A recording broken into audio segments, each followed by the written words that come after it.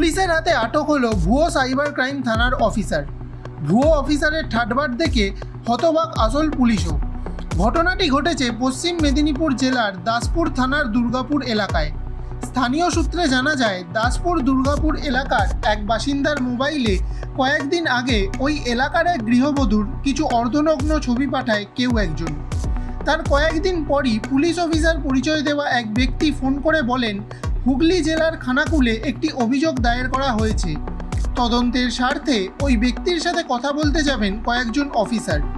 এর পরের দিনই দুই ব্যক্তি ওনার বাড়িতে আসেন এবং ওনার মোবাইল নিয়ে বেশ কিছু তথ্য তারা নিয়ে যান। এরপর গতকাল সকালে আরও একটি ফোন আসে খানাকুল থেকেই। সেখানে জানানো হয় পরবর্তী তদন্তের জন্য আরও একজন অফিসার ওনার বাড়িতে যাবেন এবং মোবাইল নিয়ে আসবেন।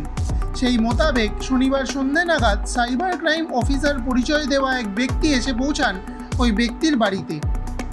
এরপর তদন্তের নামে তার মোবাইল সিজ করার কথা বললে বাড়ির লোকজন খবর দেয় স্থানীয় থানায়। পুলিশ এসে সাইবার ক্রাইম অফিসারের পরিচয়পত্র দেখতে চাইলে প্রথমে তিনি পুলিশকে ধমক দেন, কিন্তু পরে চাপের মুখে পড়ে স্বীকার করে নেন যে তিনি পুলিশ প্রশাসনের সাথে যুক্ত নন।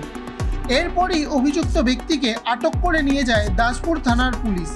ধৃতের নাম খোকন মণ্ডল, বাড়ি হুগলি জেলার খানাকুলে।